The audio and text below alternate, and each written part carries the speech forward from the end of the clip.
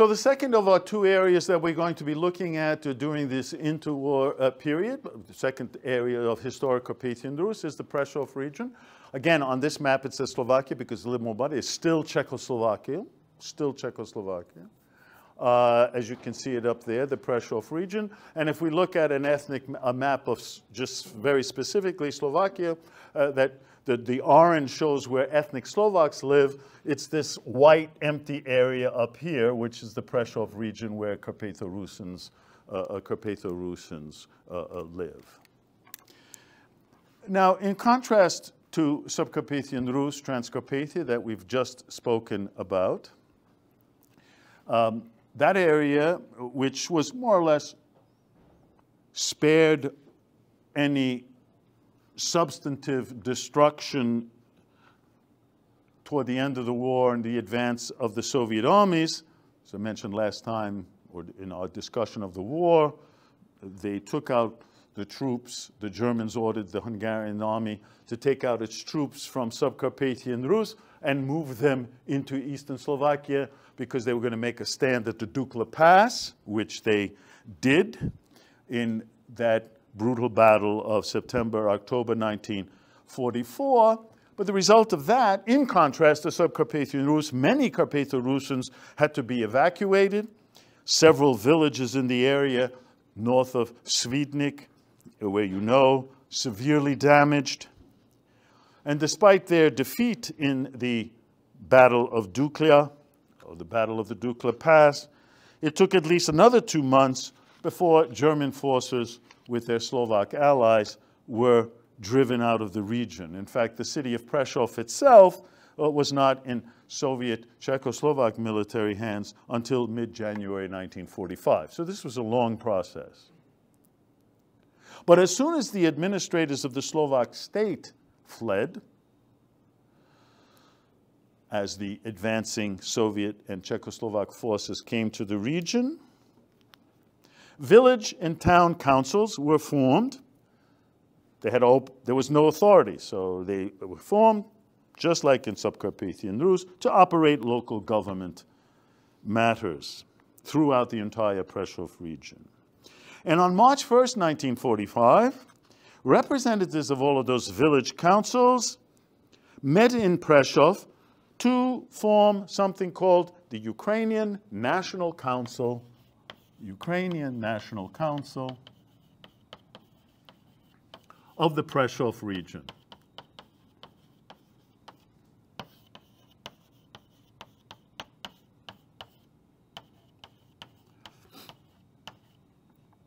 March 1945.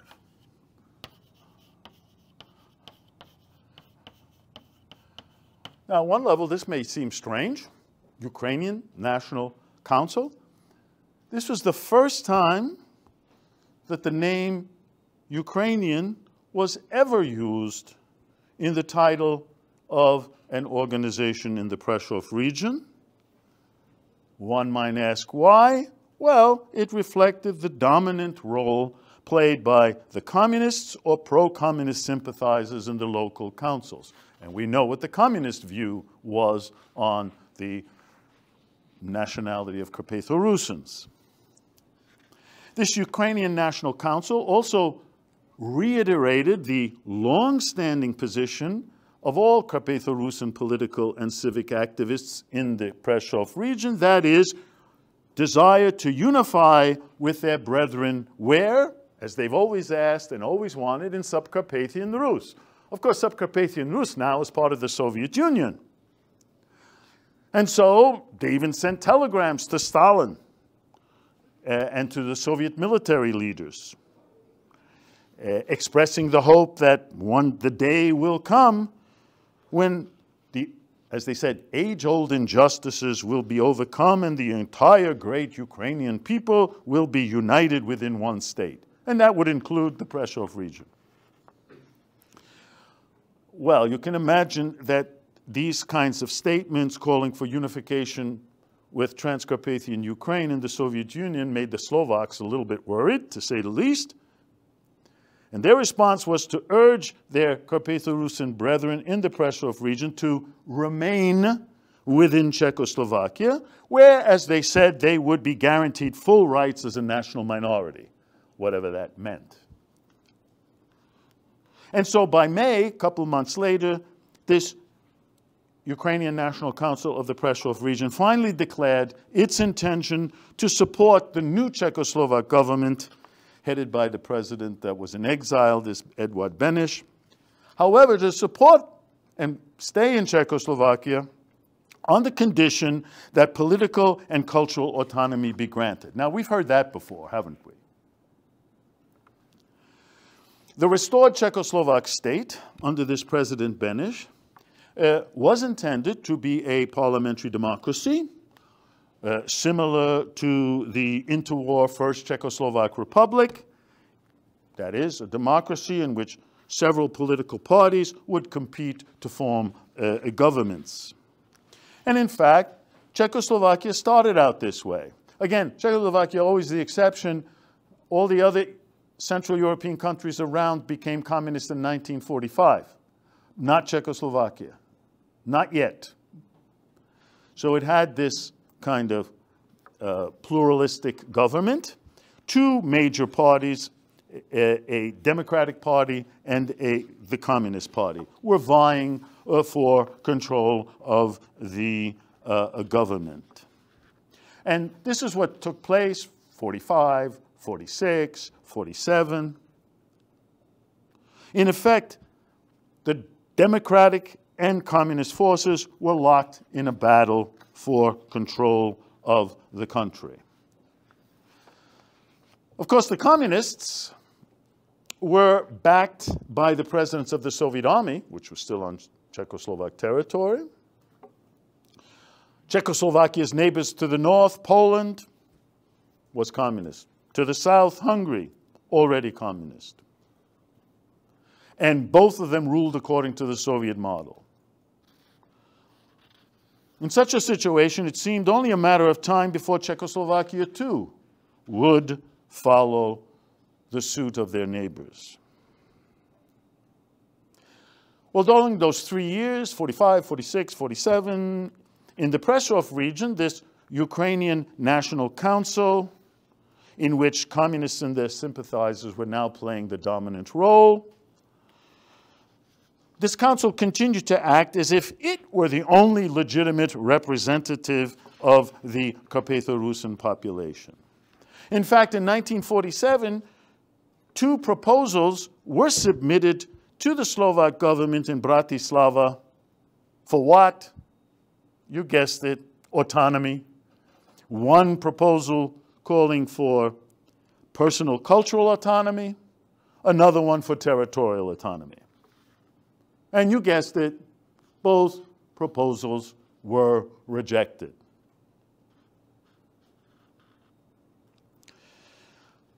On the other hand, this Ukrainian National Council was successful on the cultural front.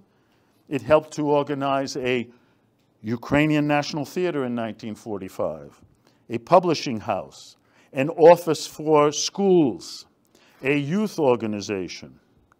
It continued to publish an influential newspaper, which they called the Prešov Region, Pryashevschyna. Now, what's interesting here, note all the names. Ukrainian in most cases. Despite the names of these organizations, all publications, all theatrical performances, all official manifestos were issued in Russian, not Ukrainian. Now, how's that for clarity? And by the way, if you're confused, you can imagine the Slovaks or Czechs and Slovaks as well. The educational system in the Prešov region was also considerably expanded. There were 275 elementary schools at this point, 41 elementary secondary schools, 4 gymnasia. In all of these schools, Russian, not Ukrainian, was the language of instruction. And by the way, this has nothing to do with the presence of the Soviet Union. This is a tradition that went back to the 19th century.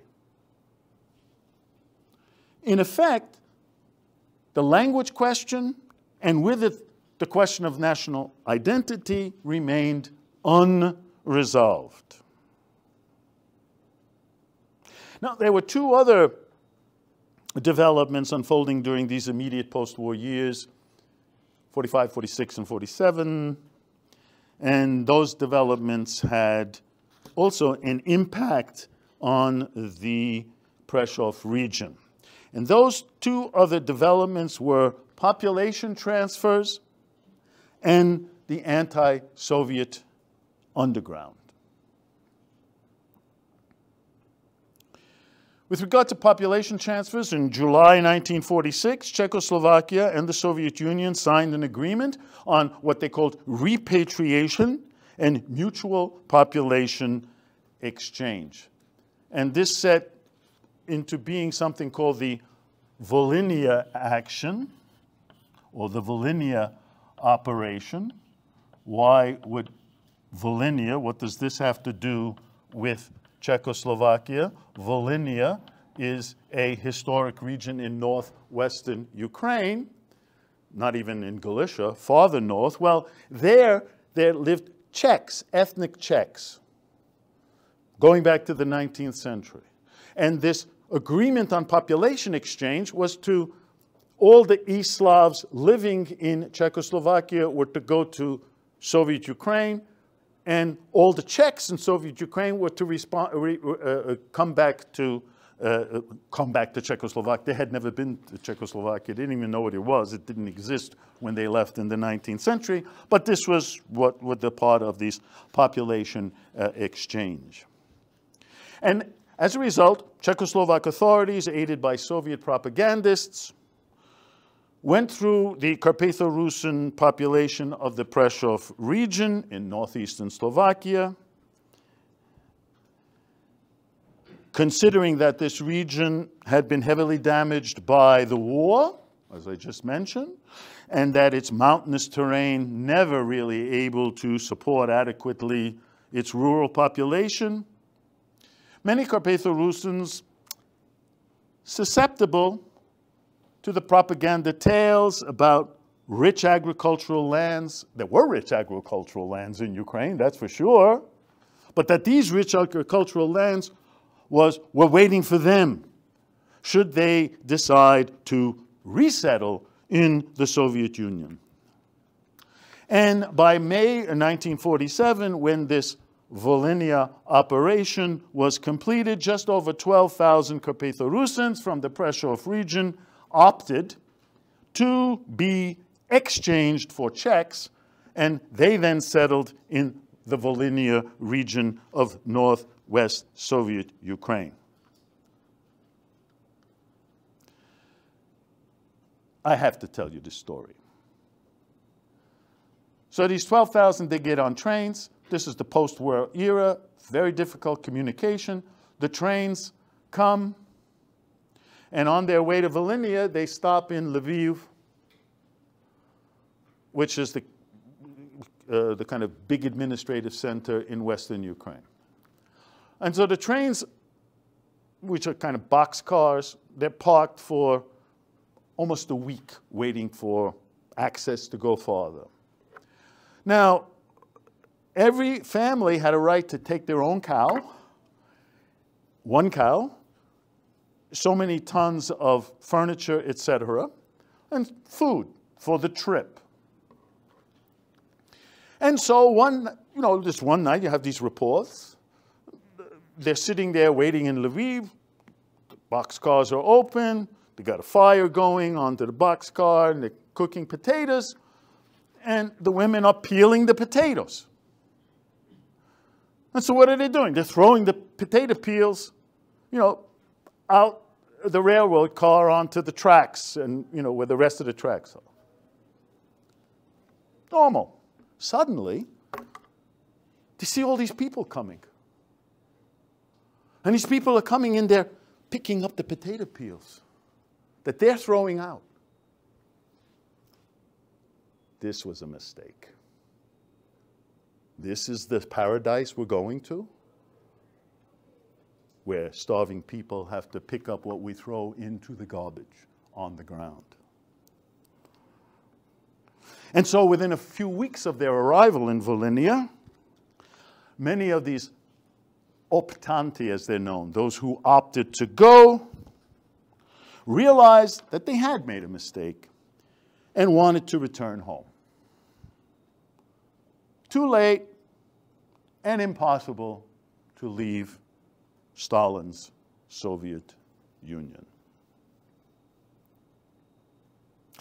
Now, the other matter that complicated conditions in the Prešov region was the presence of the Ukrainian insurgent army. Remember we spoke about that? And it's still never going to go away. The Ukrainian insurgent army, established during the war in western Ukraine, fighting against everybody, known as the UPA, the Ukrainian insurgent army. Well, by the end of the war, they are finally pushed out. I mean, they're overwhelmed since they're fighting the Soviets, Soviet partisans, Soviet army, German army. And they're pushed now into the border areas of between Poland, Slovakia, and Ukraine, in the mountains, up in the Carpathians, namely in the very heart of Carpathian Rus. Czechoslovak authorities, in particular the communist-controlled Ministry of the Interior, remain suspicious about the possibility that these bourgeois nationalist activists might have an influence over the local Carpatho-Rusyns and use them as instruments of this UPA's efforts to undermine communist rule and Soviet rule. And so these were the generally unstable political conditions in Czechoslovakia that finally became clarified in early 1948. In February of that year, the Czechoslovak Communist Party, led by a man named Klement Gottwald, communist, Czechoslovak communist, Czech communist going back to the interwar years, 1920s and 1930s. Under his direction, the Czechoslovak Communist Party, which were those two parties vying for control, just simply carried out a putsch, took over the government of the country. Within a few weeks of the February Revolution, as it was called, President Beneš resigned and went into exile again, just like after the Munich Pact. Now he goes into the exile after the communists take over. And now Czechoslovakia sets out to build a socialist society according to the model and frequently at the direction of the Soviet Union. And so it was not long after February 1948 before profound political and social transformations were to take place throughout the country, and three of them were to have a profound impact on Carpatho-Rusyns living in the Prešov region. And those three that we'll look at, one, collectivization,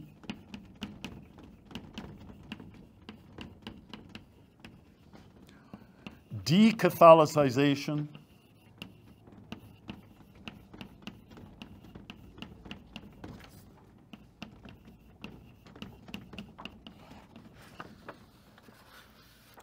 and three, Ukrainianization.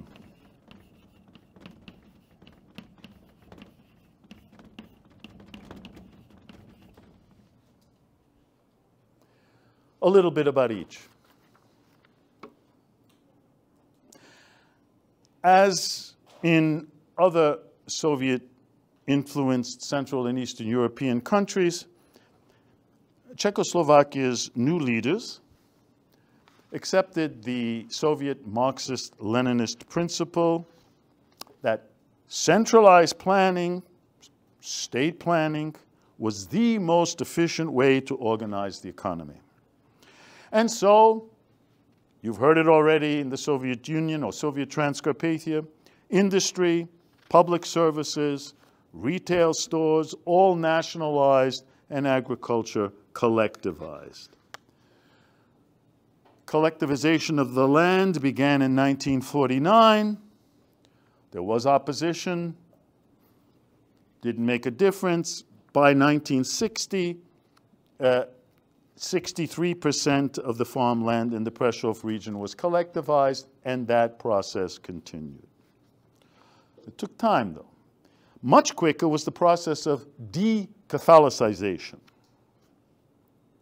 And again, as in most other matters, Czechoslovakia, now communist Czechoslovakia, followed the lead of the Soviet Union. And taking its cue from the Soviets, as I mentioned first in Galicia in 1946, they cooperated with the local Orthodox clergy, arranged for a church council to be held in Prešov in April 1950. The result was the liquidation of the Greek Catholic Eparchy of Prešov. Of the 300 priests in that eparchy, diocese, about 1/3 accepted the offer to join the Orthodox Church.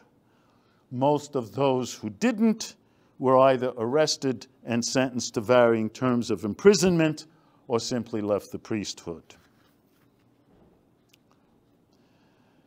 The bishop and his associate bishop, both arrested, sentenced to life imprisonment in these infamous show trials that was broadcast throughout the country on radio to show how bad these stooges of the Vatican were, eventually died in prison. All Greek Catholic Rusyns, should they wish to continue in the faith, had to become Orthodox. The question of national identity, also settled by administrative procedure.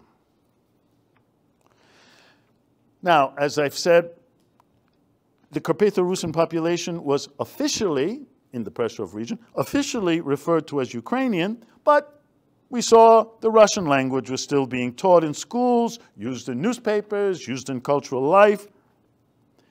The intelligentsia felt itself to be Russian, or Carpatho-Russian, as they said, while the mass of the populace, rural populace, just simply called themselves Rusyns or Rusnaks. Of course, communist government officials and pro-government Carpatho-Rusyn civic leaders used this new ethnonym, Ukrainian, to describe themselves. Totally confusing for everybody. And frustrated by the ongoing terminological confusion, Carpatho-Rusyn delegates at a regional conference of the Slovak Communist Party that was held in Prešov in 1950, they themselves, 5 years, to quote, 5 years later after the war, and we still don't know who we are. Russians, Ukrainians, Rusyns. This is shameful. I mean, they're setting policy, and they don't even know. And again, following the Soviet model in Transcarpathia, it was decided that only a Ukrainian identity and cultural orientation would be permitted. Ukrainian language was already introduced into those Russian language schools as a subject in 1949, and then in June 1952, the Slovak Communist Party in Bratislava decreed that Ukrainian should be used in all schools of the Prešov region, and the following year, 1953, it became the language of instruction in all subjects. That is what number 3 here is known as Ukrainianization. And what was then Ukrainianization? This change, sudden change, no preparations, whether in the pedagogical sphere or in the general social sphere. You just went to sleep one night and you were a Rusyn, and you woke up the following morning and you were Ukrainian.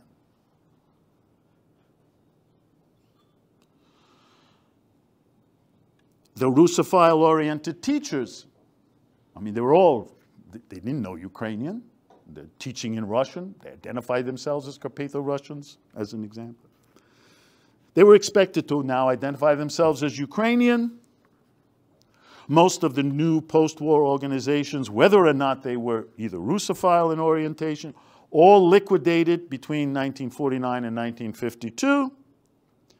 And to promote this new national orientation, a non-political and acceptably socialist organization, completely controlled and financed by the state, was created in 1951. It was called the Cultural Union of Ukrainian Workers. The Cultural Union of Ukrainian Workers. Of course, it's only the proletariat or workers that count, so everything has to be named after them. What was the object of this Cultural Union of Ukrainian Workers? Quote, to give Ukrainian workers national consciousness and pride, and to instill in them both an awareness of belonging to the great Soviet Ukrainian people and of realizing the ideal of Czechoslovak socialist patriotism and proletarian internationalism. I'm not going to repeat that, but isn't it all these nice big words, etc., and they don't really mean anything in practice except when they have to be carried out by force, and sometimes they are. How do you do this? They publish a weekly newspaper, monthly magazine, literary journal, create folk ensembles, organize folk festivals. The Czechoslovak government also provides funds to establish a museum of Ukrainian culture. In Svidnik, a department of Ukrainian language and literature at what became Prešov University. A professional Duklia Ukrainian song and dance ensemble based in Prešov. Now, despite the continued and actually substantial funding by the Czechoslovak government for the cultural development of its Carpatho-Rusyn, or in their terms, Ukrainian minority, the results at the grassroots level were meager. This rapid introduction of Ukrainianization accompanied the liquidation of the Greek Catholic Church and collectivization of land holdings in the early 1950s. All of this is going on at the same time. And clearly that created unfavorable conditions that encouraged national assimilation. One Carpatho-Rusyn villager later recalled, and I quote, "Today, I'm like that dumb sheep. I don't have anything. I had my own God, the Greek Catholic Church. You took him from me. I had my own nationality, but you took that away too. I had a little piece of land. Even that you took. Everything that I had, you took."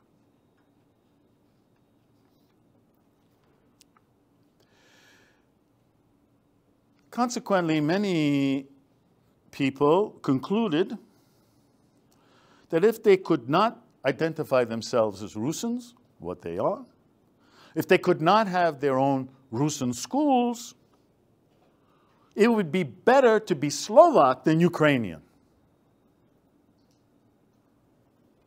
And that led to national assimilation. And this process of assimilation was most graphically revealed in the census figures and in school statistics. So, as an example, if before World War I, still the best and most reliable statistics, during that Hungarian regime that was Magyarizing everybody, not very successful, I might add, as you can see. Well, before World War I, in 1910, there were 111,000 Carpatho-Rusyns living in this area. By 1991, after these 4 decades, or almost 4 decades of Ukrainianization, there were only 29,000 left. From 111,000 to 29,000. And how did that happen? For instance, in the school system. During the second half of the 20th century, decline in the number of schools that teach some form of a language that is representative of Carpatho-Rusyn culture, whether that be the Rusyn vernacular, literary Russian, and then literary Ukrainian. So The beginning of the period, 275 elementary schools. By the end of the period, or I should say in 1966, only 68 left. This was the situation in the Prešov region when in 1968, communist Czechoslovakia embarked on a period of reform known as the Prague Spring. Key date, not only in the history of Czechoslovakia, but of Central Europe and the communist world after World War II. The Prague Spring. It happened in the spring. Starting in January 1968, a man named Alexander Dubček, he was actually a Slovak who became head of the all-national Czechoslovak Communist Party. As new chairman of the Communist Party, he set out on a bold experiment. He and a group of reformers within the Communist Party of Czechoslovakia wanted to decentralize the political and economic structure of the country and to introduce democratic reforms. In short, they hoped to create a new Czechoslovakia. Socialism would still prevail, but it would be socialism, as they said, with a human face. Socialism with a human face. All individuals and groups were called upon to participate in these reforms. Carpatho-Rusyns, citizens of Czechoslovakia, they too participated in these reforms. Discussions in newspapers. Well, one of those demands, not surprisingly, was again for territorial autonomy. Of course, that went against both communist principle of centralized rule and certainly the general Slovak conviction that no part of Slovakia should have a special status. So there was no success in that political realm, if you will, but it was compensated in part in religious developments. In June 1968, during the height of the Prague Spring, the Greek Catholic Church, which had been outlawed since 1950, was made legal once again. This new Greek Catholic, or the renewed Greek Catholic Church, one immediate question arose, who had the right to use the Eastern Rite churches? After all, they were all given to the Orthodox. And now the Greek Catholic Church is legalized once again, and now we have this thorny issue of struggle for church property. In the end, the government recognized the existence of 205 Greek Catholic churches and 87 Orthodox churches. Other demands that were made during this period of the Prague Spring centered on the perennial question of national identity.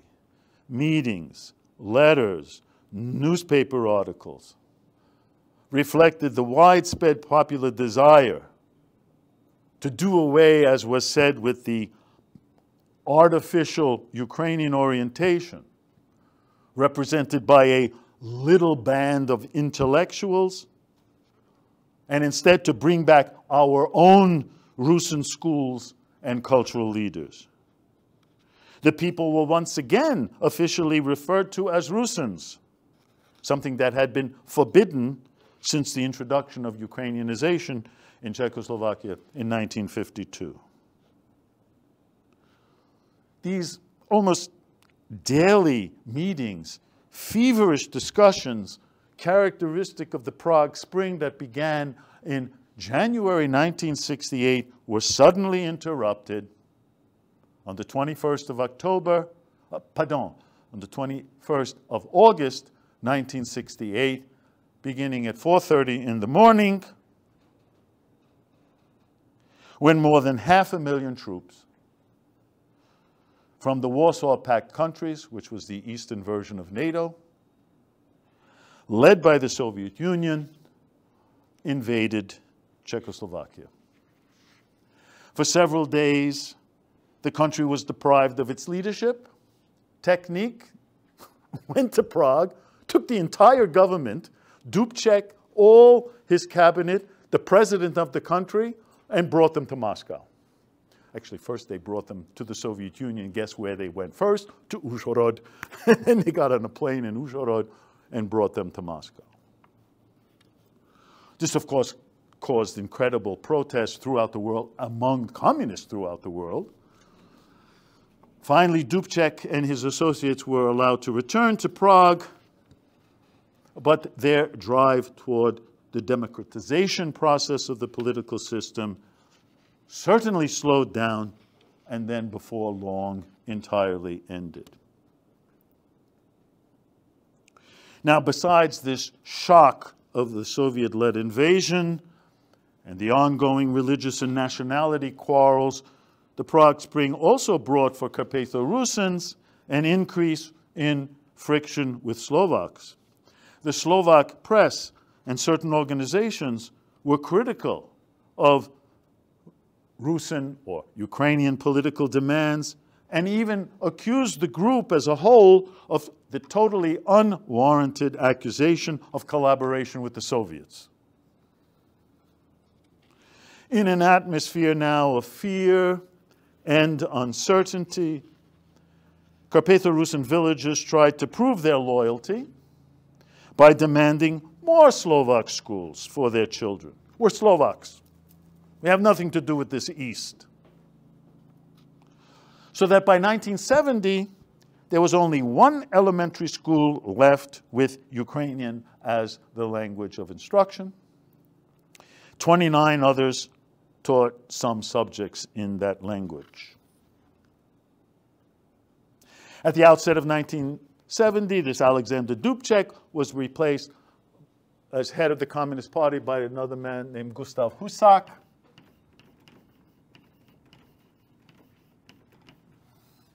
And under Husak, he introduces what is known as a policy of political consolidation. What did that mean? Purge, fire, get rid of all active and passive supporters of the Prague Spring, certainly from the Czechoslovak Communist Party. So he went through all kinds of interviews, interrogations, etc.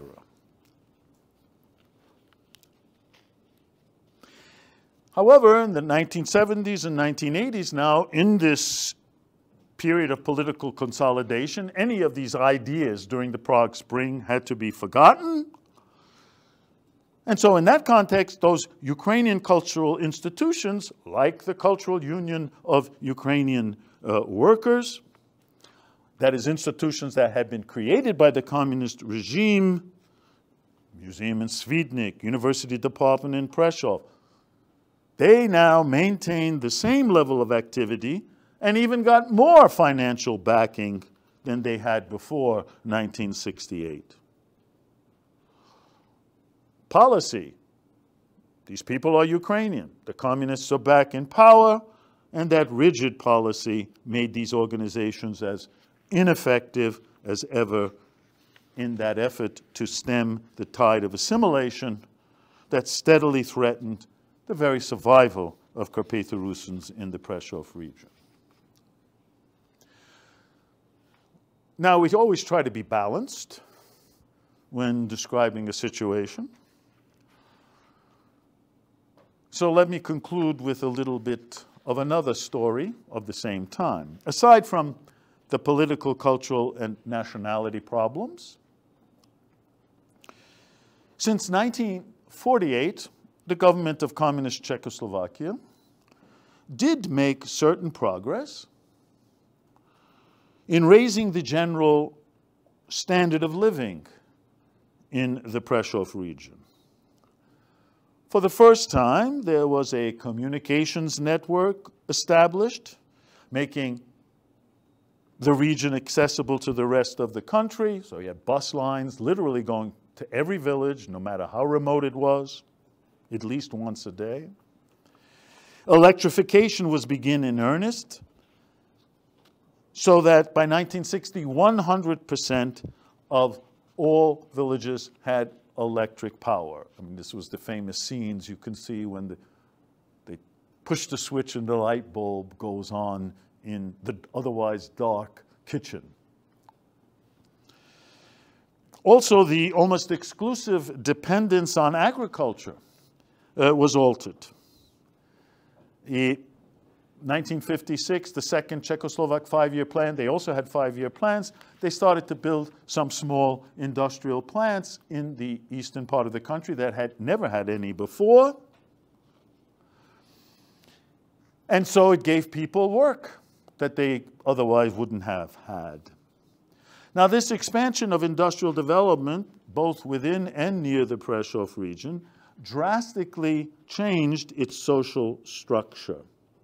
So that by 1970, only 30% of Carpatho-Rusyns were still engaged in agriculture and forestry, that's like down from 85% or 90% before the war. Nonetheless, the average income of Carpatho-Rusyns, while improving relative to their own situation, in 1968, it was almost 2/5 below the all Czechoslovak average. This was still the poorest part of the country. And realization of those differences forced many young people with ever-rising economic expectations to emigrate permanently, whether to nearby Slovak cities or even farther westward to the industrial regions of the western part of Czechoslovakia, in particular Moravia. Their wages much higher. This tendency to emigrate continued nonstop ever since the 1950s, causing labor shortages on farms and zero or below zero population growth, and mainly in those Carpatho-Rusyn villages. So, by the 1980s, the future of Carpatho-Rusyns or Ukrainians, whatever they're being called, their future as a distinct national minority in Czechoslovakia looked bleak. This was the result of the official nationality policy of Ukrainianization, of socioeconomic changes, and of assimilation with Slovaks.